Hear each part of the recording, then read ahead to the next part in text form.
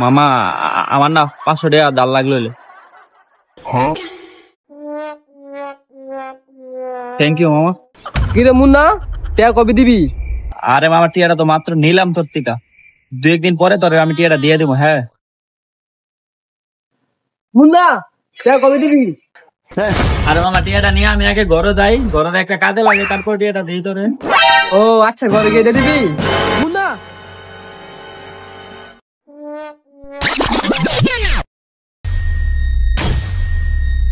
কিরে মুন্না, টাকা দে। আরে মামা টিয়াটা আমি কাজে লাগাই, তারপরে দিই তোরে। বললাম তো 2-1 দিন পরে দিয়ে দেবো। দিয়ে দিবি তো? নে তোর টিয়া লাগতো না, আমার নিয়ে তোর টিয়া লয়ে যাবা, তোর টিকে মাইরে দেবো বেটা। সরি মামা, আমার ভুল বুঝতে পারছি মামা। তুই টাকা নিয়ে কাজে লাগে যা। মেরা ভাই তু মেরি জান